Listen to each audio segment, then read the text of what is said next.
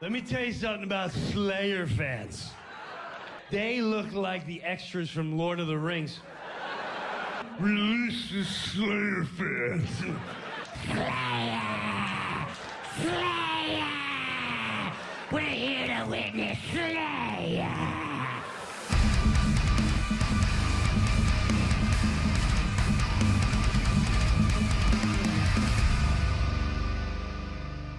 All right, this is episode 3 of the Take Me On Tour podcast, where all we talk about is Slayer. If this is your first time listening, welcome, and thank you for deciding to see what this podcast is all about. After editing the first couple episodes, I realized that I never actually introduced myself. I don't know if you realized that. No, you never said your name? No. 2 episodes in, and I was like, how are people going to know who I am? I mean, it's in the description and stuff, but I said what I did and who you are, and I was like, I never said my own name. I don't know what the hell's wrong with me, but anyway, I'm Steven Garcia, a freelance touring crew member, which I've said before, and my co-host here is Logan Crossan, who's a booking agent in the music industry and also the host of The Logan Show. We do have a guest on today's episode, Austin Zangi, who I spoke to earlier this week, which will come later on in the episode. But just a reminder that the audio versions are available on all podcast platforms. But if you want to see the video version, you can find that on YouTube and Spotify, where there's a lot more B-roll footage to see that I spend hours editing into these videos to make them more enjoyable to watch. Also, don't forget to visit takemeontour.com to find everything that's going on in one location. But anyone who's listened to the first couple of episodes, you know that we talked about Slayer on the second one, and so today Slayer announces a reunion show for Louder Than Life, and this is just about the dumbest shit I've heard and makes me so sick of these marketing tactics from the comments. And from the comments I've read so far, I think a lot of fans would agree. I mean, I just cannot believe what the hell I'm reading, but Logan says he's excited for this festival, but I don't see why. It looks like every other festival I've ever seen. Well, on Slayer's final tour, I went and saw it. I saw them 3 times, all 3 legs of the tour, over the span of like a year and a half or whatever. And here's the thing, man. I don't listen to Slayer like all the time or anything like that. But I don't know, man. Their shows are just fucking incredible. They're a legendary band, man, and seeing them get announced on Riot Fest and Louder Than Life it was not something I was expecting. Slayer, I did a whole video of this on my channel, but you really can't believe whenever a band says they're going to go away. I mean, it's not going to happen. But Slayer is one of those bands where I really did not see this coming. Kerry King's been very vocal about thinking that they ended too soon. He said that a million times, but the rift between he and Tom Araya, I didn't see this coming. So yeah, to see especially Louder Than Life yesterday get announced with Slayer, Motley fucking Crue. I mean, come on, man, I'm there. I'm so there. I mean, I feel like it's the same lineup we just saw on the first episode we talked about, where, like I said, I don't know. Every time a festival gets announced, I guess I don't really pay attention because to me, they all just look the same. And I don't know if it's maybe I'm just not a fan of the bands that are being announced or what, but like if you look at the festival here, it's got Korn, Slipknot, Slayer, Seven Dust, Gojira, Anthrax. I just feel like these are all the same bands that we just saw on the other 2 festivals. And granted, we did talk about how obviously that this does happen a lot where it's the same festival, same lineup, but just in a different location. And I get it, everybody has to see a different show or whatever, but I don't know. A lot of people did seem to be excited about this, but Slayer coming onto this was the last thing I thought, especially after the discussion we just had. We talked about how Slayer went out on top. They ended it right. They didn't deal with any of the COVID crap. And great timing for them again. They come back right after all that COVID crap again. So that's just not at all what I expected to hear. And it just kind of, I don't know. It honestly was a shocker.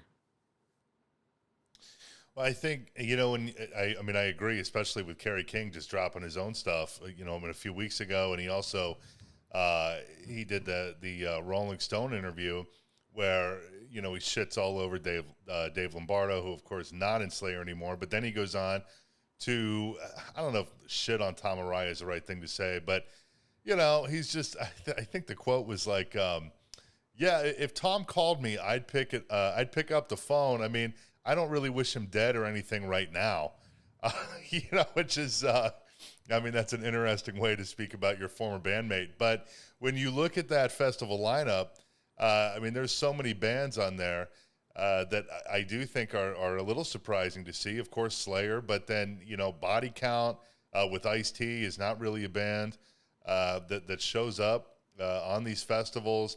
Biohazard, who recently reunited. Trapped, come on, man, we can get a little bit of fucking Headstrong.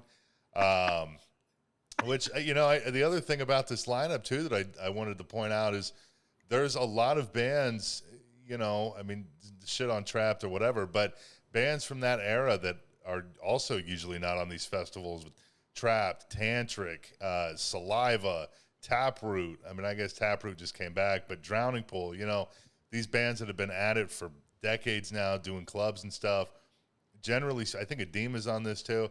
They don't really get festivals like this, so not that they're going to, help sell a bunch of tickets. They're towards the bottom of the bill, but I don't know. To me, this lineup overall just feels a little stronger, and I believe this is the 10th anniversary of Louder Than Life.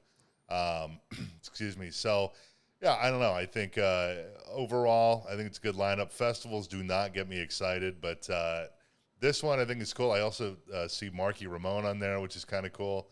There's a lot of variety, and yeah, the headliners, well, I guess Slipknot and Korn really, are typical go-tos, but the rest of the undercard, I think, for the most part, is pretty good.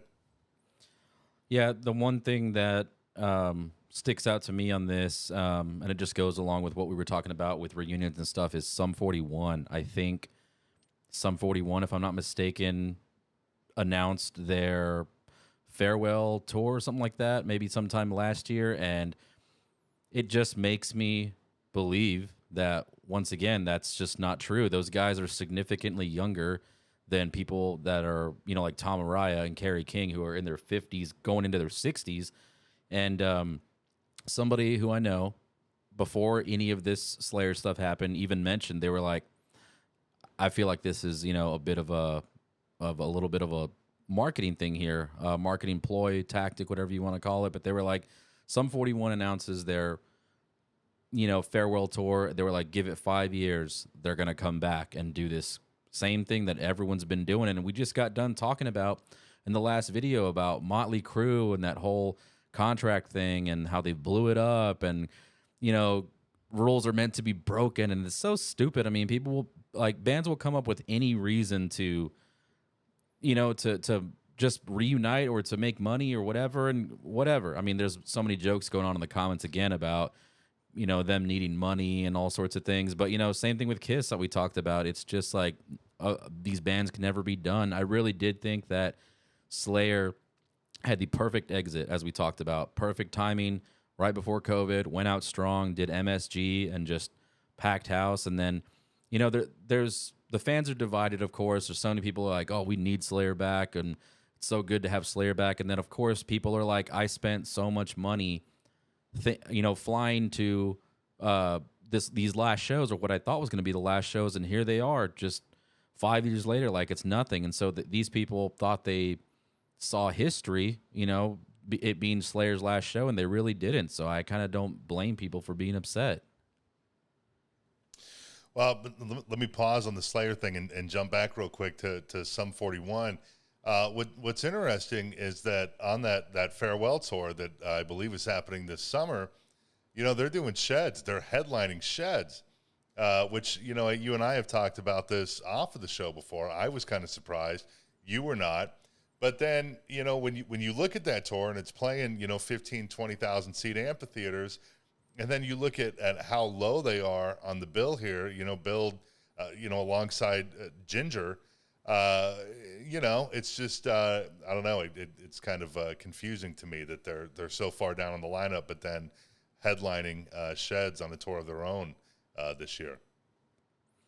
Yeah, that is true, and there was no surprise there for me. I don't know. I don't really know what Sum 41 typically does, venue size wise. I thought that if I had to guess, they would do, sheds or arenas. That's just what I assumed. But maybe it's kind of like Slayer, where it wasn't that case until it's a final tour or a farewell tour, and then all of a sudden the ticket demand for tickets really goes up, and they can play these arenas and sheds and all that stuff. But yeah, that was a surprise to you. But yeah, it's just really like it really makes people not want to be able to trust what these bands are saying. And it's just, there's too many bands in a row that have done this that it's just nobody stays to their word. It's almost like if a band doesn't come back, it's not because they didn't want to, it's just because they couldn't, or a band member died, or they broke up, or whatever, But yeah, it just seems like you can't trust anyone's word that actually says this is our final tour.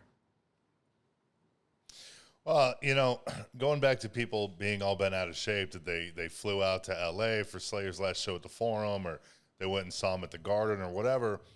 Look, yeah, I guess it's a bummer, but at the end of the day, to me, it's like, that's on you. Slayer is most certainly not the first band that's ever done a farewell tour. And is now coming back. This type of shit's been going on for decades now.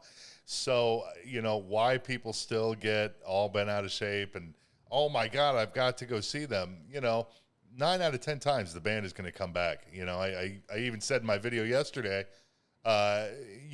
we'd be sitting here for quite a while trying to figure out one band that, big band, that we're not talking, underground club bands, but some big band that said they're going to do a farewell tour and actually meant it. I really can't even think of one off the top of my head. Everybody ends up coming back.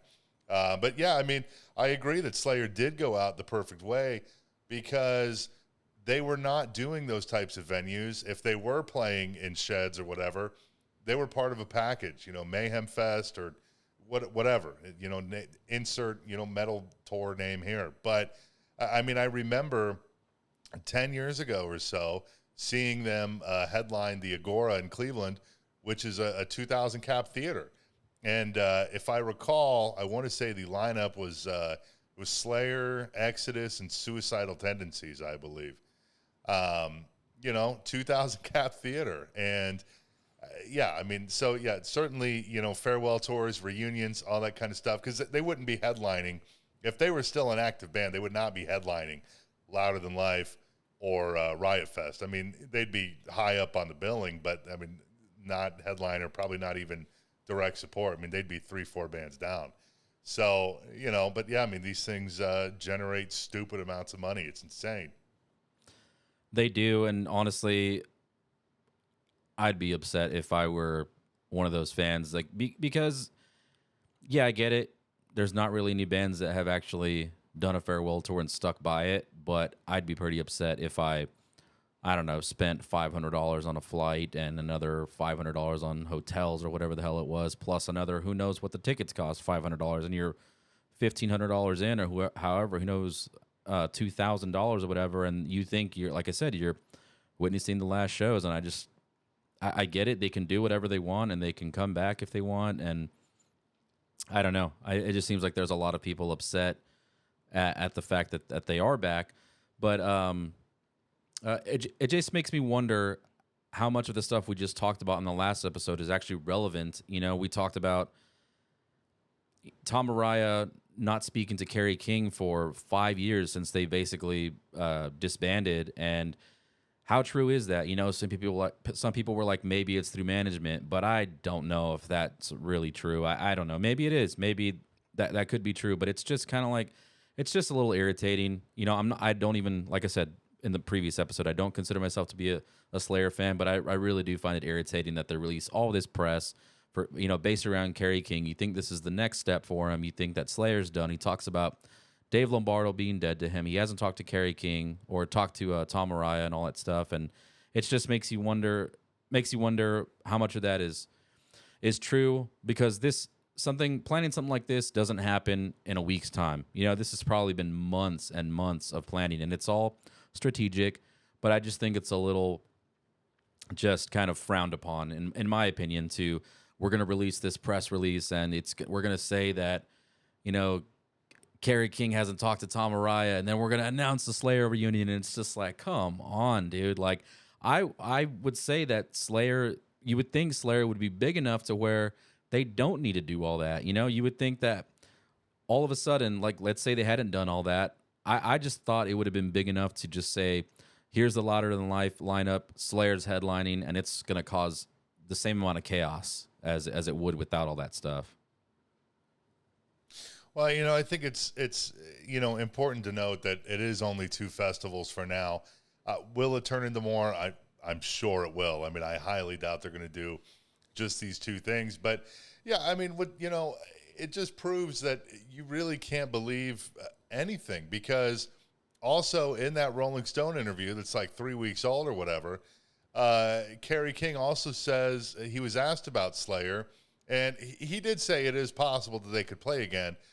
But, you know, I forget his exact words, so I you know, whatever. But it's basically something like, you know, it's not a priority.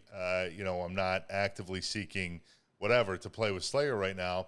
But it's like, you know, unless that interview was conducted 8 months ago and only released 3 weeks ago, which it wasn't, you know, these shows were already on the books, like you said. I mean, these types of things don't happen in 2 weeks.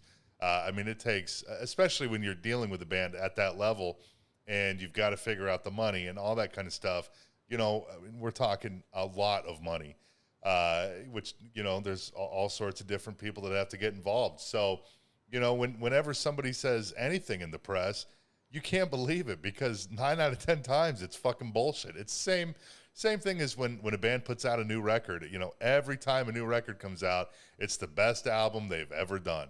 You know what I mean? It's just... It's basically just a script, you know. It's almost like Right. whenever I'm potentially talking to a new client, you know. I mean, you kind of have like a mental script of things that you typically say or whatever. And I've noticed with guests that I've interviewed, when you know, I watch other interviews and stuff to research, and then I'll ask a question that's maybe on the same topic, but I'll frame the question in a different way. And they always steer it back to the same exact language that they've used in another interview. So, you know, a lot of this shit, it's either, you know, fed to the artist from a publicist, or, you know, they've worked out some sort of mental script. And I got to say, the biggest thing to me is just it doesn't make any sense when, you know, Kerry King just announced his new project, and then, you know, and it's been 5 years, well, 4.5 years or whatever, and. You know, so there's just so many questions. I mean, none of it makes any sort of sense to me at all. I'm stoked, but it's so, the timing of this was just so odd. And again, I can't imagine that they will only do 2 festivals. Maybe they will. Maybe they're just going to be, you know, the festival band or whatever. But I mean, I don't know, man. No, and Bands that's drive me nuts. That's what a couple of people are saying, you know, that this is likely what's going to happen is they don't think there's going to be any actual tours. It's just going to be festival appearances here and there. But that still just kills it for everybody that thought they were seeing the last shows. But whatever. But, you know, I get what you're saying about these scripts, more like, so to speak, you know, where what are they going to say? You know, anything worse? It's not the best album we've ever done. You know, they kind of have to. They kind of have to say that, and this is completely off topic, but it reminds me of every time the iPhone comes out. This is the most powerful iPhone we've ever released. It's like, well, I would hope so. What the hell? I mean, you're gonna release a less powerful one, and just, I don't know, that stuff just makes me laugh. But it just kind of, I guess, what frustrates me, not even being a Slayer fan or whatever, is just that it's just so unoriginal. You know, that like. It's just, you see these repeat things happening with all sorts of bands, and it brings me to another point where it's like these other marketing ploys or marketing tactics where it's just so unoriginal, nobody can even think for themselves. It was like Sleep Token and Bad Omens did the same thing weeks apart, where it's like, oh my God, Sleep Token wipes their socials, and it's like, wow, how original. You wiped your socials. And then Bad Omens thinks it's a brilliant idea to do it, you know, like 3 weeks later or something, and it's like, wow, I mean, what a freaking tactic that is. And then I don't remember which festival it was. I don't know if it was Incarceration. I couldn't figure it out, but there was another festival that did the same thing, and it's just like, whatever festival wipes socials. It's like, dude, this only works maybe once or twice, and it has to be like, you got to put some time in between. It doesn't make sense when Sleep Token, then Bad Omens, then this festival does it. It's just so unoriginal, man. But whatever, man. People are running out of ideas, I guess. Well, it's the same thing when these bands will, like on Facebook, they'll change their profile picture and cover photo to just nothing but black, and like to signal that something's coming. Cough, and it's just Slipknot, like, cough. Yeah, it's like this has been going on for years. But going back to Bad Omens real quick, because I brought this up in my Slayer video. I was talking about the Kerry King upcoming tour this summer with Mastodon and Lamb of God, and talking about how small. I think I said it on this show too. How small the support band logos were, and it reminded me of there was like a Census Fail and somebody else toured with Bad Omens supporting, and they ended up dropping off the tour because of the logo on the ad mat was too small. That's right. I completely forgot about that.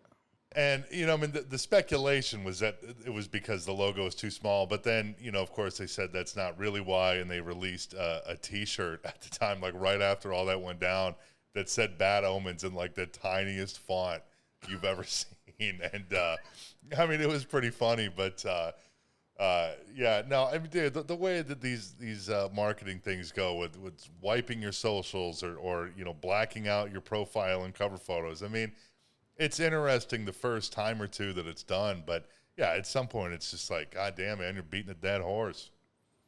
No, for real, man. And it's just, I don't know, man. I've been listening to metal nearly my entire life, and I've, been, everyone knows that if you listen to metal, it's not like you're just listening to it. It's your identity, more or less. So I've just seen all these things happen so many times, and so has everybody else, and it's just funny that, I don't know, these people still think that these things are a great idea and an original idea. But whatever, I really do hope this is the last time we talk about Slayer, because that's not what this podcast is about. It just so happens that the last 2 episodes were mainly Slayer based, and yeah, that last episode, for anyone listening to the first and second episodes, the second episode was. We had a little bit of a hiccup, and there was some things that we recorded in the second episode, torn bass, that I just decided were not in the best light for me to put out. So it ended up being a little bit more of a news topic episode. But yeah, it ended up being all about Kerry King, and we had plenty to say about that topic. And doesn't mean we will or won't talk about anything in particular in the future. But yeah, it ended up being a whole episode about Kerry King's band. So here we are again, 3rd episode, and I'd say like half of the time we've spent on this podcast has been talking about Slayer and Kerry King. But anyway, Logan did a video on it on his own channel, so he has a separate YouTube channel for interviews, and then another one for videos like this, and he goes by the Logan Show. But anyway, he did a video on this. I haven't seen it because I wanted to hear his opinion first on the podcast. But do you want to tell him a little bit about what it's about? Yeah, I mean, the video, which is on the Logan Crossland channel, the Logan Show is the one with all the interviews. But yeah, it's called, I think it's called something like the Slayer reunion makes no sense. And, it's just kind of like what we're doing here, but a little bit more in depth and breaking down the new Kerry King project, breaking down the Rolling Stone interview, all that kind of stuff. And just a little bit more, I guess, just kind of analyzing the whole situation, and it really does baffle me. I mean, obviously, I guess you could say the same for us because we're sitting here doing a podcast about it, but the way people get bent out of shape in these comments, I mean, it's over the top. I mean, some people are so offended that they have returned. Some people are so offended that I made a video on it, that I care enough to make a video. I mean, it never fails, man. But yeah, go check it out. Yeah, and it's just like the separate video I put out on the Pantera reunion. It's like, I feel like all we've been talking about is festivals, reunions, and Slayer. But that's just what it's been lately. It's like that's all that's in the news right now is festival lineup after festival lineup, and then Slayer after Slayer after Slayer, and then it's just reunions. We're at that point. I just saw that Trivium announced. I can't remember who the tours with, and Trivium announced another. Oh, there you go. Okay, so Trivium and Bullet for My Valentine announced another tour. And we're just at that time where everything's, a reunion or an anniversary tour. These bands have been around forever. I think it's a 20-year anniversary, and that's kind of just what bands have been doing for nearly a decade now, because it was a 10-year anniversary, then a 15-year anniversary, then 20, then 25. I mean, same thing with the Lamb of God Mastodon tour. It's a 20-year anniversary tour. So we're just kind of in that era where everything's a reunion or an anniversary tour, whether it be for a festival or a tour. But Logan did that video. I got to check it out myself after this. What were we going to say? Well, look at TV, movies, video games. It's all reboots and remakes, and I mean, that's just the age we live in. I mean, there's nothing new anymore. Yeah, I mean, and that's been going on for a while too, and that's true with movies and all that stuff. It's like I think some originality has been lost, some creativity has been lost, and we won't get into the whole AI thing, but geez, we're about to enter another era of media and creativity, and I don't know. It's such a divided line, but yeah, AI is becoming a thing. But yeah, I think the passion for a lot of things and the creativity has been gone for years, because so many people have said like there's no more good horror movies or no more good action movies or whatever, and all they do is that let's just reboot the movie from 25 to 30 years ago, and that's just their answer. Whether it be Ghostbusters or Ninja Turtles or whatever. I don't know. I'm not, too fond of too many movies that come out these days. But still, it's like, yeah, that's the only answer to everything. But Logan did that video on Slayer. I got to go check it out myself. I'll link it in the description and the show notes as well. But getting into today's guest, we have our very first guest on the podcast. It's Austin Zangi, who I've toured with a few years back with Death Angel. He's a lighting designer who has since worked with bands like Testament, Bad Flower, Butcher Babies, In Flames, Exodus, and many others. And we talk about, just how he got into the industry and our time touring together. So check it out. Here's my discussion with Austin Zangi.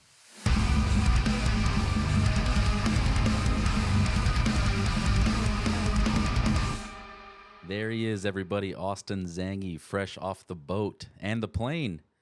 How's it like being back home, man? It feels good. I'm not a fan of flying, obviously. Everyone knows that, but more so, I can't stand cruises, and that was terrible. And most of us got sick, and I got sick afterwards, so I stayed in Nashville and kind of quarantined for a few days, and finally just got home yesterday. Yeah, So Austin good to sleep on my bed. Yeah, Austin just got back from the Shiprock cruise, which we'll get into momentarily. But me and Austin know each other from touring together in 2019. I guess the first tour we did together where we technically met was Overkill, Death Angel, and Mothership. Is that correct or no? Yeah, that was what, the Overkill Wings Over the America or Wings Over Yeah, US or something Wings like Over that. the Yeah. USA. Yeah, so Austin was doing lighting for Death Angel. I was doing merch for Overkill. And then later on that year, we both did a tour together where I was working for Death Angel and Austin was still there doing lighting. I was tour managing Death Angel. So you've been touring for roughly 5 years, I guess. Is that right? Since around 2019? Yeah. 2019. Yep, that was first tour, first touring year. Yeah. And then what were you doing before that? You were working for a lighting company?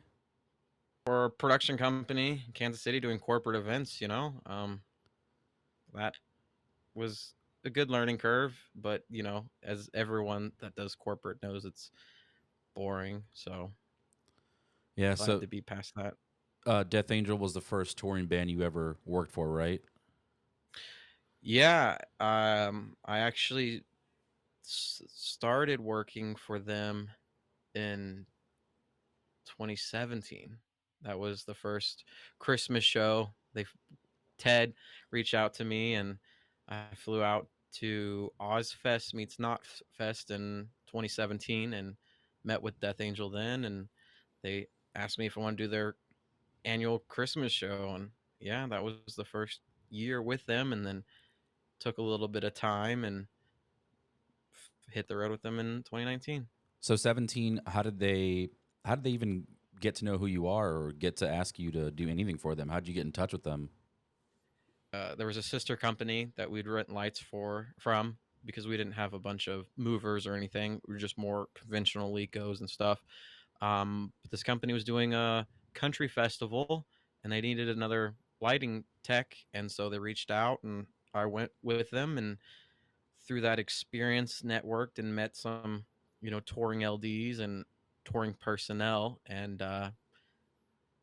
it's a long story, but through that networking and met some guy, John Guerra. You met him on Oh, the Death right, Angel yeah. tour, and you know I That's right. was I just forgot. I visiting. forgot he mentioned that he's kind of the one that connected you. But yeah, I didn't realize it was through that. But yeah, he's the one that took us to NASA, right, in Houston. NASA. Yeah. Yeah. Yeah, and he was just like, "What do you want to do?" And I told him, I'm tired of doing corporate. I'd love to tour with the band. And then 3 months later, get a phone call from Ted, and John and Ted know each other, and so I think my career, honestly, the start of it for sure, to John. Did their Christmas show for in 2017, and then in 2018 I did the Christmas show again, but also they headlined at what was that, Nuclear Assault or something like that, Okay. the at Cave in Rocks or something, and I did fly out and do lights for that as well as pyro, but I won't go into too much detail there. Yeah, I think I'm familiar with Cave and Rock just because that's the only part I remember. But I did some festival there. I think is it like in the middle of nowhere where like It's where the Juggalos have their yeah, gathering. that's what I Yeah, thought. it's Yeah, the that's what it really is in the middle of nowhere. It's like this. I mean, you don't even get cell service out there. That's what's kind of scary. It's like you don't even know what could happen, but it looks like you know, yeah, we all flew into St. Louis, um, and then we had a 15 passenger van rented, and it's like a 4 hour drive from St. Louis, like down into Illinois, into the bottom where you're at the state border, and you just get off the road, you take some gravel road, which turns into a dirt road, and then yep. next thing you know, you're like in a trailer park or something. And I will never forget this experience. But we to get to the backstage behind the main stage, we had to drive through the crowd, like through the mosh pit. Yeah. It was insane. The It same was experience I had with I was there with Venom Inc. probably 2017, I believe, and the same thing too. We were actually late to the like setting up, and everyone was like, "Why'd you show up so late?" I was like, "Well, the band doesn't play until like I don't know 9 p.m. Why are we going to show up at 7 a.m.? Set up and sit around with no service all day." I'm actually glad we didn't show up any earlier, but yeah, we drove when we showed up, we drove straight through the crowd too, and like all these fans are like putting their horns up and like yelling at Mhm. the. We were in a bandwagon, and everyone's yelling at the bandwagon as we drive through. It was kind of embarrassing, but what the hell? I mean, it's better than like I said, sitting there since 10 a.m. or something. But yeah, that place is in the middle of nowhere, just completely like I away from society. It's like I don't even remember if I got to use my phone. But yeah, it's like it's the same place that the gathering of the Juggalos happens. But yeah, it's in the middle of nowhere. Big field is all I remember, and a couple of tents and It, maybe like two stages. I think Overkill was playing I that same time. There, yeah, two stages. The main stage, as a lighting guy, so I'll go into the details. Um, it was just there was LED par cans for the front wash, which there was maybe like six or so, and they're all on the same address. And then the upstage is like I think two different zones of LED par cans and two different addresses. So it's just pretty basic and shitty. So honestly, I didn't even need to be there. Yeah, Um, but I brought pyro units and shot flames. But the B stage had movers and LED. It was a smaller stage, but better production on it. yeah, And it's just our dressing room. I won't forget it. It was a trailer, and the bed the hole, there was like a hole in the ceiling. It's raining too, and water's just pouring in the bedroom. And then like where all of our hospitality is, our rider, there's just ants crawling all over everything. And I was just Oh like, my this is God. on par for this event. And I met with the owner of the property, right, to see if I could shoot these pyro units. I mean, these flames shoot, They probably didn't even know if you could or 6 to not. 12. Well, the festival's like, you need to talk to this guy. This is his stage that he built and property. And I remember meeting this man, and he had like a red Solo cup, and it was filled with whiskey. I mean, or that's just his breath, just overpowering. Yeah. And I was like, hey, I brought 2 pyro units, just, this the flames shoot 6 to 12 feet, and whatever. And he said to me, he's like, burn it down. I don't care. And I was like, well, we got the go ahead for this. Yeah, I was gonna say with a show like that, like they probably don't even know what the proper requirements are or anything. So I'm not surprised that he just said go for it, you know. But Yeah. back to working for Death Angel on your first tour. What was your first impression of being on tour? I mean, you were on a bus, which I didn't start out on a bus. I mean, some people do, some people don't. But I mean, what's your Yeah. impression of that? Your first time on tour? I remember getting to the studio, loading the trailer, and seeing the tour bus, and I was like, wow, this is it. Like, I made it, and like you said, I mean, most people don't start in a bus, so I was very humble. Um, and I don't think then I realized how good I had it, because I've done a bandwagon tour since then, and now I really do appreciate being in a bus. But I remember like I couldn't sleep at night, and I woke up super early. I mean, we were leaving Oakland and going to, I think Reno was our first show. And we were just driving through Sacramento and everything. And I'm awake, and I'm the only person up in the front lounge. And I just remember looking out the windows, and I was in the bathroom looking at the bathroom. And I was just in awe that I was like, whoa, I always wanted to be here, and I'm here, you know? Yeah, And that's awesome. now I'm just like, oh, well, we're in a bus. This is it. I Yeah. hope I get the bunk I want. Yeah, exactly. It just kind of becomes the norm after doing it for so many years. But how many bandwagon tours did you do? One bandwagon tour, and Yeah. I I didn't even know that I was going to be on a bandwagon at first when I agreed to the tour, and it was just like it was like a man, I want to say like a 9-piece band or something, That thing and was packed then. it was, and the TM and front of house are on that, and so the guitar tech merch and lighting the got sent to the opener band's bandwagon. So I mean, fortunate for the opener band, that headliner helped pay for their bandwagon. But and you know, Jason was the driver and the bus, and I remember when I got there, and I was like, yeah, I'm super excited. Great to see you. And then the TM was there and was like, oh, you're in the bandwagon, and I was like, oh, okay, Oh, damn. Wait, so there yeah. was But I mean, they maybe, and I'm not gonna say it's their fault. They probably, if you know me, everything's in one ear and out the other, and maybe they warned me prior to arriving that I was gonna be in a bandwagon. But yeah. when I got the initial offer, it definitely wasn't talked about then. And maybe in a later email or phone call, it got brought up, but it's So fine. I mean, I've done a few bandwagon tours. I've driven bandwagons. I've slept in them. I personally don't mind them as much as everybody else does. I mean, a lot of people say that you can't sleep as well in them. I mean, I guess they are not. I haven't been in one in years, but I guess they're not as comfortable as a bus. But I mean, I've had my issues in buses as well. But I guess it depends on like where you're sleeping, your bunk location, all that kind of stuff. But what is it that you don't like about it? Is it just harder to sleep? It's not an air ride suspension, that's for sure. I mean, Yeah, it's rough. I had a bottom bunk.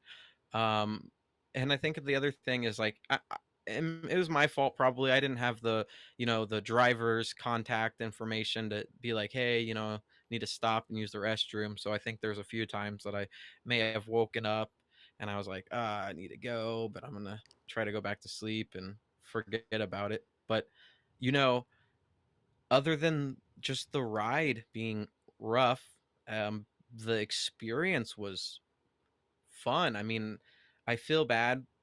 I got to be in a bandwagon with one of the coolest bands, Seven Spires, you know, and later, to tour a bunch with their former drummer, Christovis. Um, but we not partied, that's not the right term. But there's a bunch of dance nights and sing nights, like karaoke. Um, you know, um, I think our crew that was on the bus did all the heavy lifting drinking for everyone. But it was a fun, very intimate family setting, and you know, I don't think I would have wanted to do a bandwagon with any other band. So that was Yeah, pretty cool. yeah, and that's one of the things about the bandwagon is first of all, like you were saying about the drivers on a bus, you can access the driver. You just go up to the front lounge, and there's a door that separates, or a curtain that separates the driver from the bus. And a bandwagon, it's like the cab is completely separate, and you really can't talk to the driver unless you knock on the window or you call them. But back to like the actual place where you were sleeping and all that. That's another thing too, is it's not divided front lounge, bunk alley, back lounge like a bus is. It's basically there's no back lounge. There's front lounge, and then there's bunks. And it's like if anybody doesn't want to be a part of, drinking or the dance party as you're talking about, they might have a tough time sleeping. But if everyone's on the same page and they want to enjoy it, I kind of like it. I mean, it's kind of cozy. It has a full size fridge, and sometimes it has more like storage for groceries than some buses do, because it has all those cabinets up above all the seating. And what we would do on Wednesday 13 is everybody would take a piece of gaff tape and tape it to like one of the little cubbies or whatever. These are your true drawers or whatever. And every time we'd go to Walmart, we would just put your stuff in there so nobody goes through it. But yeah, I mean, there's always going to be that whole argument about bandwagons suck and all that stuff. But I mean, definitely more affordable. But yeah, it's just different circumstances. But yeah, you were on a bus, and then whenever we toured at the end of 2019 when we were both with Death Angel, Jason was our driver. And to most people, listening who don't know, I mean, rest in peace to Jason Fields. He was our bus driver on that tour in 2019, and he owned his own bus, and he was one of the really good drivers out there that really took care of everybody. And he offered a really good deal to his clients. Instead of a $250 cleaning fee, he'd be like, if you guys clean it, we won't, there's no fee. And he would just do things like that. His day rate was way better. It was kind of like an all-in-one package where it was him plus the bus rental plus whatever. He would also, for a lower price than it would be if you did it all separately. And then not only that, I don't know if you know this, but he would always book his own hotels, and like he had way better discounts. And he'd be like, I don't need you to book them for me. Just give me access to the card or whatever, and I'll book them. So he was just a really great guy, and he actually just ended up passing away very unexpectedly. Maybe 2 weeks ago at this point. And you were on the cruise, and we were messaging each other, and I said, hey, did you know that Jason passed away? And you just couldn't believe it. And neither could I. I mean, the guy had to have been only in his 40s. I mean, if he was 50, he definitely didn't look like it. But yeah, just a great guy. And it was just unfortunate to hear about his passing. And you've got a lot more experience touring with him than I do. I think the only tour I did with him was the tour that you and I did together with Death Angel. But you've probably been with him a few times, right? Yeah, I mean, I think like he has a good relationship with Death Angel, and they book him, any chance they get. And so I think I've had him on 3 or 4 tours, and so yeah, I mean, you said it perfect. Just a great dude, and always on his electric skateboard. Didn't even need an Uber if he could skateboard there, right? I mean, he saves money, where he can, and always down to get some Chinese with me, if he's not busy. And then Yeah. working on the bus, always not only doing oil changes on the generator, but I mean, changing headlights and parts. And I mean, he kept his bus just pristine. Yeah, he did. I mean, to the point that I remember one of the first days of the tour, I guess first show day, I go to put the day sheet up, and I was looking for a good place to put it, and I hung it up with some tape, and Ted was like, "No, bro, you can't use tape." He was just like, "Jason doesn't want any kind of tape on his bus," and I was like, "Well, where am I supposed to put it?" He was like, "Just put the day sheet on the fridge with a couple of magnets." I was like, "All right, it doesn't look as cool, but whatever." But yeah, Jason was just And he real always had particular. the server, so then he had like every movie and every show and every season, and you could watch it in the front lounge, and we just watched shows. Yeah. And the tour that we did, man, we had a crowded bus. I don't know why it seemed so crowded. Oh, and that was in the peak of The Mandalorian, remember? Yeah. Right? And we would watch the new episode every Friday, right? I remember this. Everyone go get their after show, and we'd all just crowd in the front Yep. lounge and just watch The That was Mandalorian. awesome. Yeah, I mean, I didn't I've never watched the show. I mean, besides when we did, like, I wasn't into it or anything, but yeah, I liked the whole vibe of everybody getting together and let's watch it together. And yeah, we would, like you said, we would go get after show food and everyone would sit around. But I don't know why it was just so packed, and that's because Jason's bus had like a lot of extra space. But I think I don't know, Wait, a big part of it, I guess, is all the. wintertime, maybe? Oh Like, yeah. going through, I mean, we went from the west side of Canada all the way to the east side, through winter. And I think Hmm. all the winter jackets and everything just lounging around everywhere, and, boots Yeah. through the snow. And I mean, other than that, I mean, I don't think maybe we had one extra crew person, because normally with Death Angel, we do the TM merch, but we had Alan, Ralph, doing merch, and you doing TM. So that Yeah. creates the one extra person, I think. I think it was a lot of the time too, like the back lounge was. I remember I counted the bags one time, and it was like 30 some backpacks and suitcases and stuff back there in the back lounge, and so that was kind of taken up. So not a lot of people could sit back there because it was mainly storage. But yeah, I mean, if everybody wanted to be awake, we're looking at 10 to 11 people or something in the front lounge. But yeah, it just got real crowded.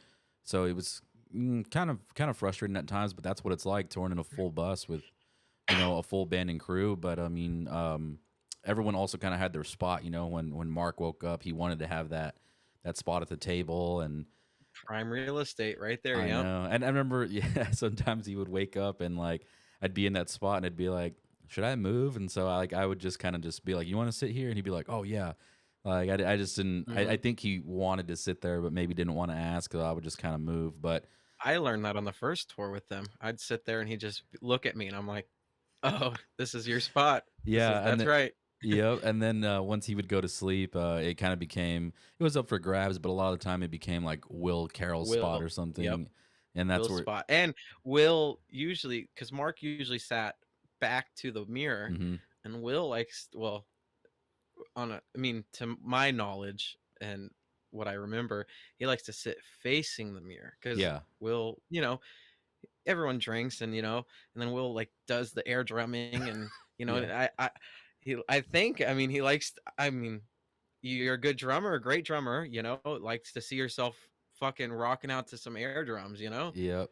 But I I mean, I know, and that's the thing too. Is like Will would just blast music all night. I mean, nobody really uh, had complaints about it, but yeah, he loved to play music and play air drums, and like he just had these funny things about him where like um I don't know. Ted was telling me about it that he was just like he'll put like the songs on shuffle, and if a song comes up that he doesn't like, he'll just be like, "Oh man, this song sucks," and I'll be like, "Well, why but don't you he skip it?" doesn't skip it. He Right, won't skip. He doesn't skip music. And right, another thing that he even said is like, if I mean, maybe I'm about to ruin his, like, not ruin his life, but like make him super busy. But I know, like, if a up and coming band hands him like a demo right. CD and was like, "Hey, listen to my band," we'll listen to it. Because, Yeah, like, I mean, he says there could be a diamond in the rut. There could be one song that's just fucking insane, and like Will take him home and he'll listen to him. So I mean, yeah, don't bombard Will with a bunch of CDs and stuff, but yeah. Will listens. He doesn't skip. He listens to stuff through its entirety. Yeah, that's another unless I'm thing playing that music, and then he'll want me to skip it because no one likes my music. yeah, that's another thing that Ted told me too. He was like, "No, dude, he'll listen to every band's demo or whatever, and he just like you said, he won't skip a song. And like I don't know, a certain Kiss song would come on. Oh, this song sucks. So I'd be like, well, why don't you skip it? No, it's got a good drum part or a good guitar solo or whatever the band was. You know, he would always just I don't know. Maybe I know he's like he does DJing and stuff too, so maybe that's kind of where he gets it from. But yeah, it was just funny that like he would just complain about like how bad the song was, but we'd be like, just skip it. But yeah, he just wouldn't. But yeah, we kind of messed with Will on one of those. Oh, I was thinking about this too. Yeah, where And I we mean, you have clips, but I mean, I don't think we're gonna share all of these clips. yeah, I But mean, we were. Where did you get those at the we're in, candy store, right? Or where did you get those? yeah, come candy store probably, because if you know me, I'm like a 7-Eleven on the bus. I got candy for days. Yeah, so we Zangi had these. What was it? It was the jelly beans. It Bean was boozled, right? the Beanboozled jelly beans, and we were in we're in Canada, right? We're still in Canada, I think, at that time. Maybe Hmm. London, at the London, Canada, at the music hall or Yeah, something. But and what yeah, did you mix them with regular jelly beans? Though is what you did, though, right? yeah. And I mean, and if you don't put your name on shit, and even sometimes if you put your name on shit, it's still free game on that bus, Yeah. in that camp. And so I just was like, I know for a fact if I put jelly beans in a Tupperware container and leave them on the table, people will eat them, Oh, for sure. and I know Will eat them, you know, um, So what Zangi because I did think, for anyone that doesn't know, Bean Boozled is it's a game where it's two different flavors and one of them's good and one of them's absolutely terrible. Like you'll get grass or skunk or dirty socks or something like that. rotten So eggs and shit, yeah, so Zangi buys these, you know, this Bean Boozled game and he mixes them in like a full jar Mhm. of regular jelly beans and puts them out there and then he's like, I don't know, I guess you're trying to get Will to eat them at some point and he's like, Yeah, we even had guests. Remember, we had guests on the bus, and like they were eating, like they were just like, we are offering up candy, and like yeah. they'd eat a couple, and then they just make a weird face, but they're not gonna say anything because they're the guest, and you're just like, oh, they got something nasty, and you just want to know. But then, yeah, Will got into them, and that I was don't a even know if he realized like he would just probably because he had a few drinks in him, he would just be like, "This one tastes funny," and it took him yeah.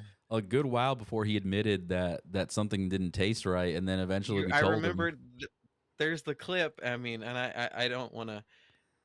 I don't know if we'll share it, but I remember he was like trying to get me to eat them, and I was like, no, no, no. And he was like, there's something wrong with these, and you know it. And I was like, I just don't want to eat them. Not in the mood for candy, which is Yeah, false. I'm always in the mood for candy. And I remember him, he had a handful, and he ate one, and I think it was the rotten egg one because it was green or something like that. And then he just takes them and he throws them back in, and he goes, oh my God. And that was it. That was the last one he ate. And he yeah. said some profanic stuff that I'm not going to repeat, but I mean it was funny, and it was like the perfect tour prank that I mean you were laughing too, and I could it keep was it it was together. great. And And what's Ted funny is, was in on it. Ted knew about it too. yeah, what's funny is that Yeah. we're filming him, and so was Jonathan was recording him also, and he doesn't really put the pieces together that why we're filming him. But yeah, him and Aaron, the drum tech, were blasting tunes and drinking and eating these jelly beans, and it didn't really come to them that there might be something wrong with them. But yeah, that was a great prank, man. But You record, if I remember correctly, we got like an hour's worth of content out of it. Like it took probably, I think, Will an hour to fucking finally get the one that was like, this is it. This is disgusting. yeah, I know, and that was a great prank. And then speaking of how you were like, I was a 7-Eleven on tour. That's one of the things too. Is I was surprised at like how much money you were blowing through on this tour because we went to this candy store in Dallas, and you just went and bought a bunch of stuff. I remember I have some footage of you in there as well. But not only that, when we went to Walmart, you would buy those like I don't know 30 packs of chocolate candy or whatever you kept. Yeah, like you have at a Boy Scout. You Yeah, have in the box. You open, you got Snickers and Reese's and Hershey's, and you would sell I them to the even rest bought of the that. bus.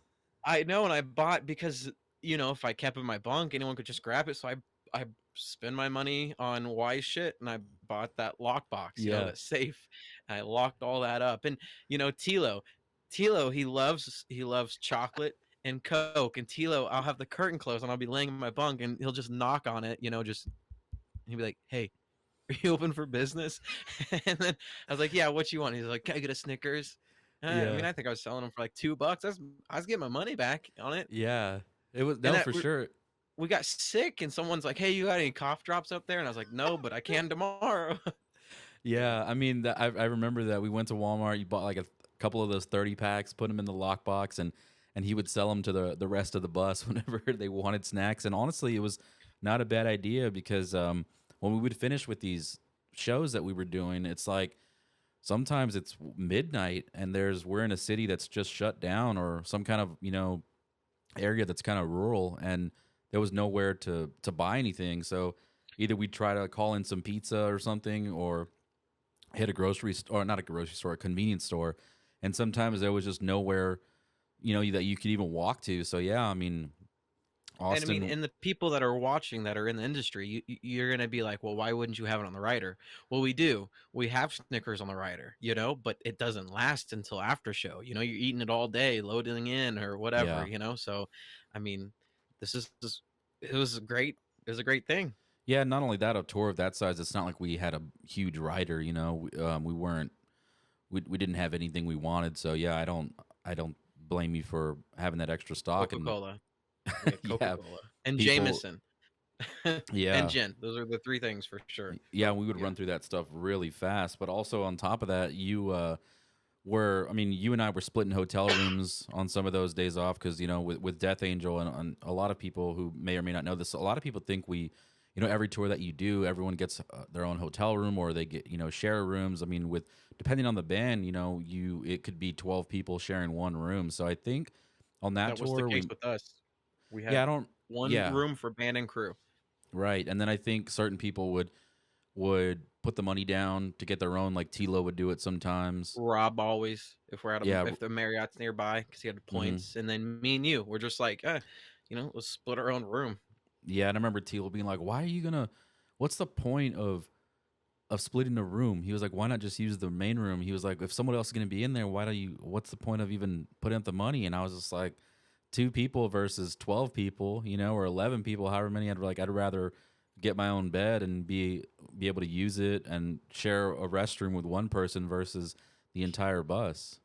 You know? Yeah, and I mean, anymore so now, I mean, if you tour with me, on days off, I mean, I fuck off and try to be by myself because you're stuck in a bus, with 12 people every day, so why would I want to share a room with 12 people when I could just buy my own room and just get away from everyone? Which is kind of Yeah, and that's one thing too, is like you were talking about earlier, whenever like you saw the bus and you were like, I made it and this is kind of it. It's like I remember when I started touring in a van, and then I remember like, man, if I just got to a bus, everything, like all my problems would be solved. But then like once you get into a bus and you start doing it over and over and over again, and then you kind of start figuring out that, damn, like like you were saying, you're in there with 12 people for a month and a half. Sometimes it's like you need that hotel room. And I always thought, like if I get in a bus and as long as I have my own bunk, everything will be fine. But it's not always the case. You need that extra space and a real restroom and a real shower and all that stuff. So yeah, I was always willing to put up whatever it was, $60 sometimes to split a Mhm. room, just so I wouldn't do it every day off, but maybe No. once every 2 weeks or something, you and I would split a room. But I remember also just being blown away by like all the amount of money you were spending on Ubers and stuff, because remember you bought that scooter at Best Buy and we Ubered all the way back to the hotel. You were like, And I don't know if I'm going to keep this, man. And then we Ubered all the way back. I remember at the end of the day, it was like to return it. $93 in Ubers. Yeah. Yeah, I mean, terrible person, but I bought that scooter for like $600 from Best Buy, and then I rode it around all day, and then I just was like, I can't fly home with this because I'm living in Kansas City at the time, and we're out of Oakland, and I was like, all right, I'm done with it. Returned it, and they're like, is something wrong? And I was like, yeah, it's not charging, but clearly, Well, I think also at that time, I mean, think you felt like it wasn't really worth the money? I mean, it was $600. I mean, granted, I did buy one. At that for sure, yeah. Definitely at that salary that I was then to where, like now I have a scooter in Europe that lives in the Yeah, Testament, with Testament's gear, and that was 450 US dollars. And I mean, shit, I'm gonna see that once a year, or not even I don't think yeah. I'll see it this year. And now it's fine. But yeah, then for sure it was like, $600. I could buy more candy and other stupid shit, Yeah. with that. Yep, and yeah, I remember we rode it around the parking lot there at the hotel for a little bit, and yeah, I think it just felt like it wasn't, I guess, a good investment, and I ended up buying one Buyer's myself. remorse. Buyer's remorse. Yeah, I ended up buying one myself, last year I think, and I spent a lot of money on it, but it's well worth it. Depending on, I mean, I spent a lot more money on mine, but it's got, you know, it gotten me around a lot easier on days that, I don't want to take an Uber or whatever, so they can be good. But yeah, I just remember I mean, I can't. I'm a penny pincher when it comes to stuff like that. So I was surprised that you were spending all that money on Ubers, but you were like, "Don't worry, bro, I got it." Yeah, yeah. $93 on Uber at the end of the day. Leave tour with no money, but Yeah. whatever. Had fun. And then after Death Angel, so you work with Death Angel for a handful of tours, and then somehow, what's your next band after that? I know you worked for Testament a lot too, but is that your next band after Death So Angel? after Death Angel, we hit that. So we did that uh Bay Strikes Back tour, which is the poster. That was 2020. We only canceled 2 shows on that whole tour. Flew back with COVID. Super sick, and then COVID hit, and then post COVID, the first band next is Butcher Babies. Oh, okay. So Yeah. you were trying to Oh, work for Testament for a while, right? Like you had kind of it talked to Chuck was. about it.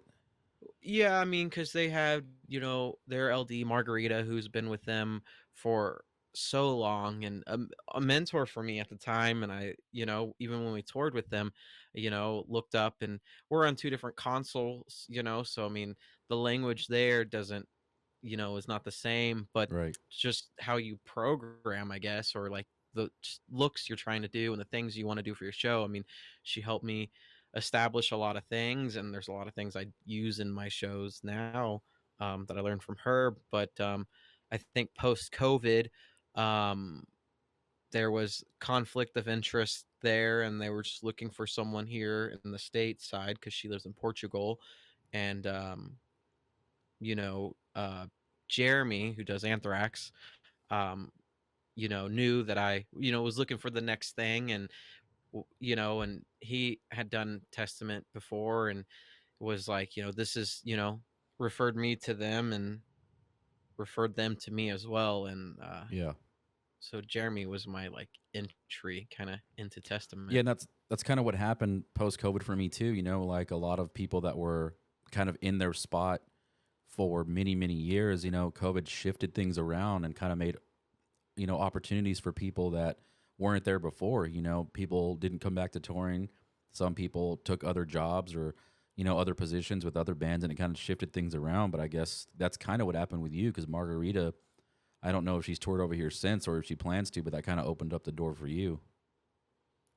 Yeah, and I was fortunate to get that. And the tour that when Chuck called and asked me to do that first leg of the Bay Strikes Back tour, because he, I'd already done a whole leg with Death Angel and Exodus and Testament in Europe, so I've seen their show. And I've seen what Margarita does, and what they're looking for. So um that's why he reached out to me. And then just miscommunication. And you know um I thought I had the tour with them, and then I didn't. And then Jeremy ended up taking over and doing it. And Jeremy does a killer job, of course, when he does lights. And so I, you know, felt a little bit, there's like some animosity, I guess I would say, that I had towards, just the whole situation. So I Yeah. was like, I don't even want to do the tour at this point. Um, and so then, yeah, I just kind of stepped back for a little bit, and then later joined Testament So is later. that into what you just did recently was Shiprocked, and I think you said you were there with was it Bad Flower? I know you ended up working for Keith Wallen as well, but you were there originally with Bad Flower, correct? Yeah, Bad Flower is my current main gig that I am devoted to, and so was out there doing Bad Flower and also doing Keith Wallen as well on the boat.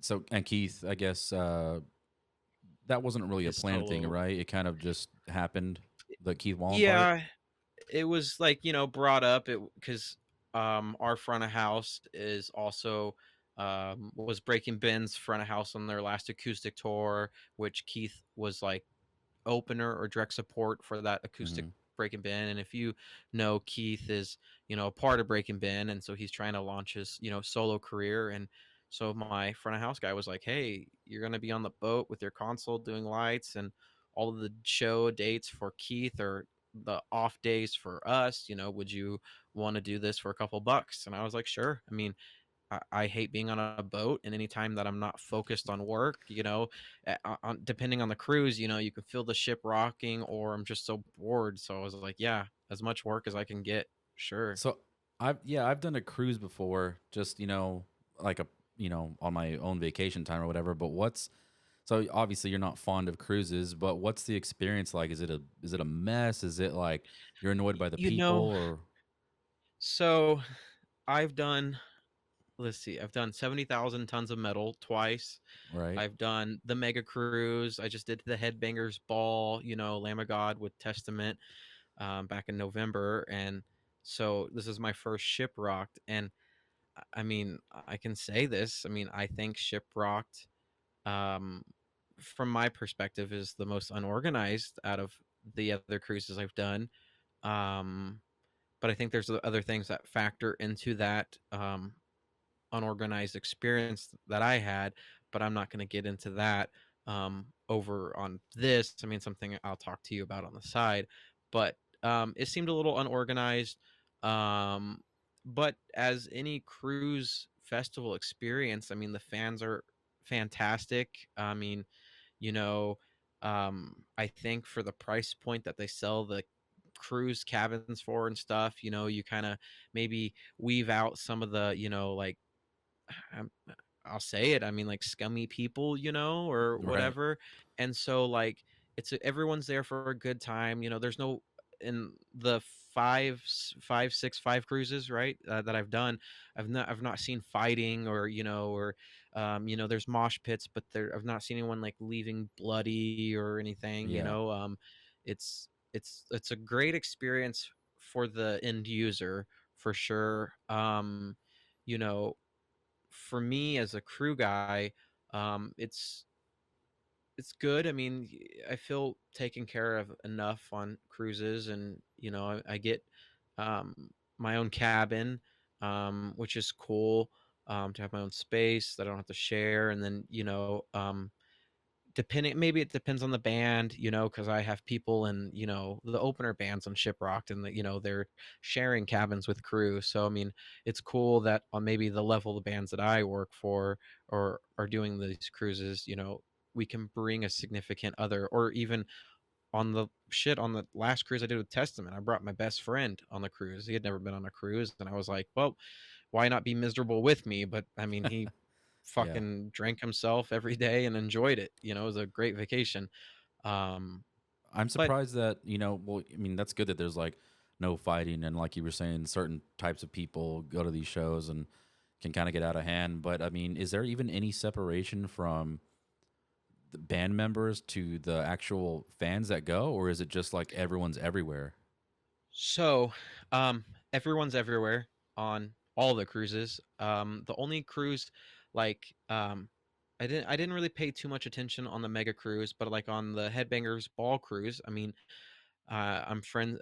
Lamb of God's the headliner, and it seems like they're the headliner next year again. Maybe this is their cruise. I don't know. Um, but being friends with the crew for Lamb of God, they have on. We were on the Norwegian on a Norwegian cruise line. They have their own floor on that cruise line that you have to your key card can only grant you access in the elevator to even get to that floor. So for their rooms, they're separated, but for Okay. eating and stuff, I mean, you're still seeing, Randy or, any of them walking the boat in Kate or in the buffet line or, That so seems so um weird to me. it's a weird concept, but again, I think because, you know, um the people that are there, everyone's very respectful. Of course, people want photos and, I think you're not gonna go out because you can order room service, and Okay. you can charge that to your room, I think. Um, but if you're going out, you know what you're getting into, so you know what's to come. But I wouldn't say anyone there on any of the cruises are punishers by any means. Yeah. Um, but yeah, I mean, people want a photo. I mean, I've been guilty of that, before. So I'm, but no, it's great. I think it's great for the fans. You pay a lot of money to be there, so you get this ultimate like meet and greet package where you're running into your artists, you're eating, or and they're very Yeah. respectful. If they're at least the artists I've been with, when we're sitting down eating, people don't bother you, and when you get up, then maybe someone will come and ask for a photo, um, but no one, I can't say I no one's there like wanting autographs. People just want a photo, just a memory. Yeah. You're That's there cool. on vacation. Yeah, the only one I've been offered to do is 70,000 tons, and it just, Robin has asked me multiple times, and for certain reasons, I just won't do it. It just doesn't seem worth it to me. I mean, I haven't been asked to do any other cruise, but it's definitely something I want to do, especially with this YouTube channel I got going. I think it would make for some good content and some good videos for people to get that, Yeah, see what that and experience is like. having done 70K, I've done it twice. The first year as a stagehand, which is voluntarily, so you don't get paid, but 70K actually pays for your room, right? But you Yeah, still have to pay for your transportation to get to Miami to do the cruise. The second year, I earned after the first year my black shirt, so I am able to get paid from 70K. And I got a balcony room, and I share it with another LD, and you have a stage. But I can say from this, and maybe this will hopefully not affect your opinion, but this puts it in perspective. um, Having worked for 70K on their cruise, the pay is obviously much different than as if I was with Testament or Bad Flower. right. Like, um, and obviously the band that depends on the band too. I know, like with them, I get my week's pay regardless if we're just doing two shows on the boat because they're paying for my time. Um, you know, anyways, but I know some other bands are only paying, for the days you work or whatever. But I can say I would much rather be on a cruise being paid by a band than what the charter is paying me to be there. Yeah, and that's exactly the situation that I was in. Is that every time that I've been offered it, it's like you don't get paid. It's volunteer work, and I just couldn't quite wrap my head around the concept because I get it. They're like, it's a great networking opportunity and you meet a lot of people and you have a lot of fun. Mhm. But at the same time, it's like, if I could break even, I would do it. But I can't even break even. It's like you said, you have to get your transportation there. So you have to spend whatever it is, $200 to $500, depending on where you live on a flight. And then you have to spend, some money on a hotel the night before because you have to, you fly in the night before, you got to stay there overnight, be Mhm. ready for the cruise the next day. And I was just like, doesn't make sense, and it's not like I don't want to do it. It's just that, like, if my flight were covered and I spent no money at all, I would work for free, but I can't lose $500 and, work these crazy 10-hour shifts that they do, regardless of how fun it is. It's just like, I just, it doesn't make sense for me to make money. And I don't know, that's just the only one I've been offered, but Other than that, the cruise is awesome. I got to meet, Leo from Frog Leap Studios, which is, I'm not sure if you're familiar who he is. mm-mm. I followed him in high school and maybe even as early as junior high, and he just like takes, this is my take on it, but I mean it's what it is. And he takes like pop songs or whatever and turns them like metal, and Now that you say that, I know who he is. Yeah. He has the long beard, Mm-hmm. and for he actually tours, and he tours with a band, but in his videos, I mean, he plays all the instruments, he tracks the drums and the guitar and the bass, and his vocals are fucking phenomenal. And that was the one person on the boat that I wanted to meet because, I mean, me, I'm not a metalhead. I work for metal bands, but you know, there was no one on the boat that I wanted to see other than like I wanted to see Blackstone Cherry and I wanted to see and meet Leo. And Mm-hmm. first day, first two within the first 2 hours, met Leo on the boat, just walking around. Super cool, super humble dude.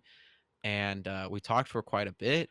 And me being me, trying to always open the door for more possibilities, I was like, "Do you have a lighting guy?" And he goes, "My manager, which I think probably TM, is his lighting guy." And I was like, "Well, Okay. I tried." And he's like, "Well, let me get your number or whatever." Now, Frog Leap Studio follows me on Instagram. Pretty sick.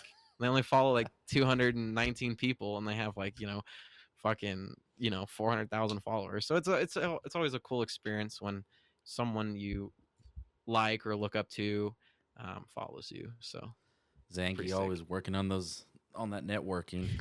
Uh, hey, someone told me, a wise man told me, you know, it's all about networking. And to say that's not the truth is a lie. I mean, I wouldn't Yeah. be where I am. I wouldn't be getting the referrals to the bands that I work for or have the opportunity to have had work for if it wasn't for networking. No, 100%. That's I mean, I could make a whole video about that just because that really is the only way you kind of get work. I mean, that's just kind of the way the touring industry works. It's just word of mouth and networking and connecting to other people, and one thing leads to another. And as I said before, one thing could lead to, I don't know, it could pretty much change your whole career. So, I mean, you've ended up working for a lot of different bands through different reasons. Things I wanted to get into is the fact that, I mean, you've been some places that I hadn't even been to, and I've been doing this longer than you. But we were talking the other day about your favorite places and your not so favorite places. So I guess the first thing we'll talk about is South America and what you did there and the experience about that. You said that's a place you never want to go to again, but why is that? I don't like to fly, clearly.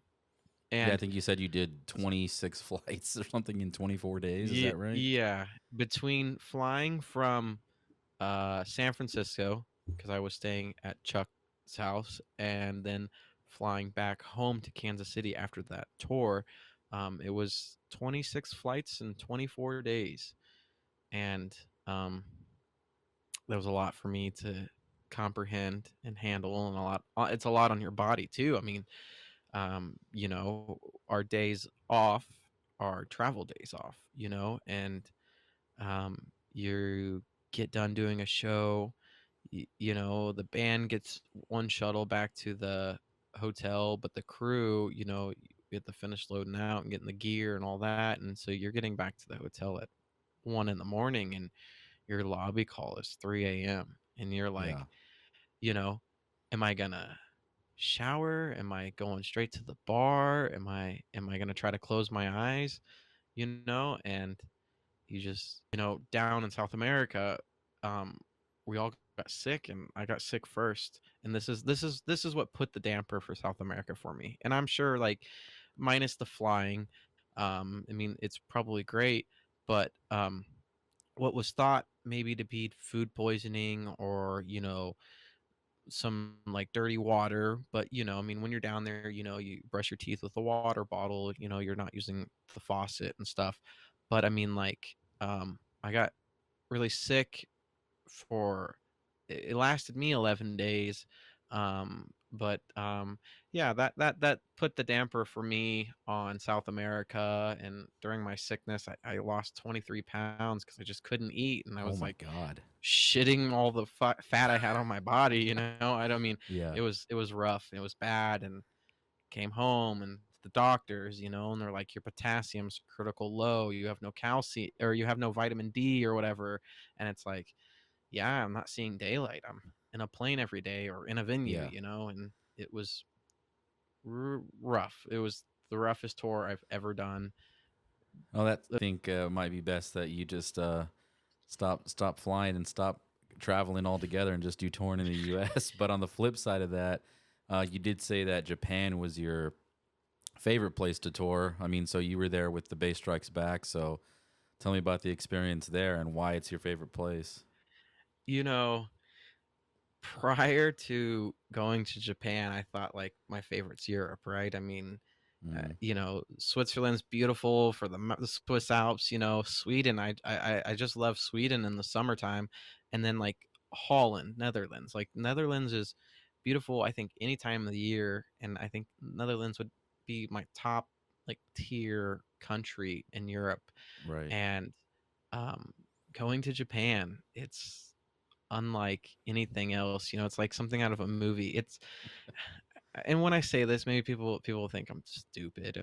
I mean, they probably already do, but like the trees, the plants, like everything looks fake and rubber. And like, when you're in Europe, you see like a willow tree or oak tree, or or in South America, you see trees. But in like Japan, to me, they're like they're different trees. They're different like Yeah. species of trees, and they look plastic. And that was the first thing I was like, whoa. And I remember ripping a leaf off one of the trees just to make sure it wasn't like plastic and fake. And another thing that's crazy over there is like we were in Tokyo, and there's a lot of traffic. I mean, there's a shit ton of people, but with the traffic, there's a lot of people, but the traffic flows, like it goes. You're bumper to bumper, but you're still moving. Yeah. And they don't honk their horns over there. They don't use their horns. I think one time, I heard a horn, but I probably because a car hit another car. I mean that would be the only thing I can think of. Yeah. But that was just something someone told me, and I got to experience that. Like, yeah, in traffic, not one horn was honked. Yeah, that's pretty bizarre. I've never been, obviously, and I hope to go one day, which is another reason I want to, get into a somewhat of a tech position, just because they seem to, techs are definitely going to go somewhere like that before a merch person is. Merch people get left behind a lot when it comes to, traveling outside the country. But yeah, I've heard from a lot of people that Japan is just amazing, even from uh, people who tour and then people who don't tour who just go on vacation. They just say it was the most amazing time. So hopefully at some point I can make it out there. But I mean, also, I mean, you're living in LA now. Is that correct? Yeah, I relocated um in October out here. So it's quite different. Not in Kansas anymore, you know. Yeah. Well, But yeah, you come from come from Missouri. Missouri side, but Yeah. I mean, I remember I'm that was 5 always, minutes from the border, so yeah, that was always Ted's favorite thing to give you a hard time about, that you're from Butler, yeah, Missouri. Um, Butler. but yeah, I mean, I know, ever since you started working with Testament, you basically you've been spending a lot of time with Chuck and Tiff, I guess, right? Since are you closer to them now? You know, the joke is, and Nick Marrero, the TM we had on a few tours, always called me like their son. That's Papa Chuck. And Tiff, Chuck's wife, is she goes by Mama Tiff. Right.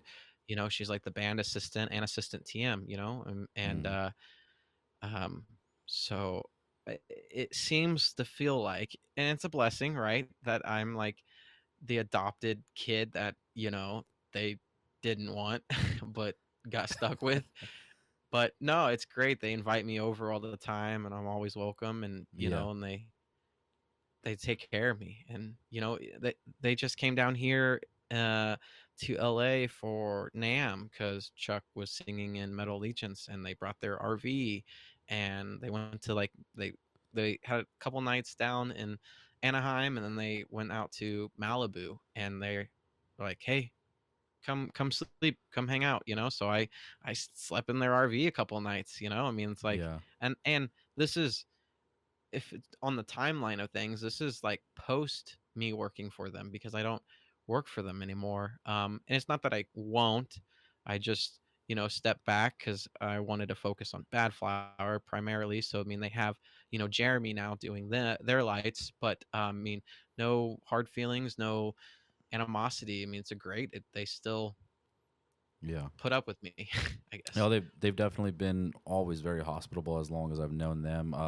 That's actually the first national touring band, international, whatever you want to call them, the first actual band I ever toured with. I was working for the opener, but when I first got into touring, my first experience of tour ever was with Testament was headlining, Exodus was direct support, and then the band I was working for, Shattered Sun, was the opener. So I mean, they Chuck was managing them at the time, so pretty much anytime we needed a place to stay, he always let us stay at his house and took us on his boat with Venom Inc. And we Mhm. just did all sorts of things. So he's always willing to let people stay over, and they have their collection of weenie dogs here, their Yes. dachshunds or whatever. So, but Hmm. yeah, he's always got cool places. I mean, he has crazy guest rooms, and their latest places.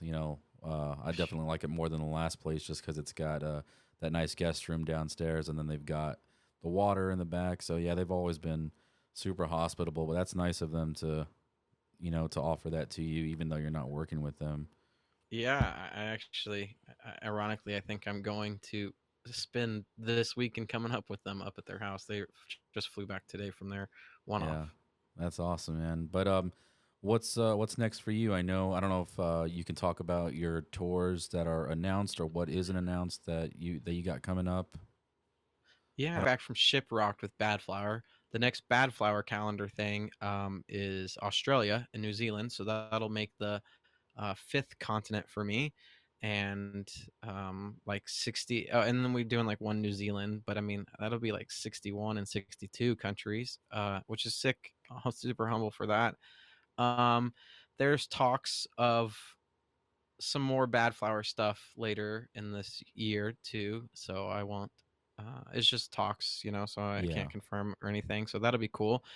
Um, but as of right now, between now and the end of July, into August, I haven't accepted, a tour. I mean, Death Angel's trying to get me to go to South America in April, and I've already told them that's not happening. just because of Uh, your experience. Yeah, and I mean, even at like the pay rate, that I was making then, which is great money, it's not worth it for me. Like Must be just pretty bad. mentally, Yeah, no, it's just mentally, it was such a bad experience for me, and I'm sure the next time I go will be much better. But it's not.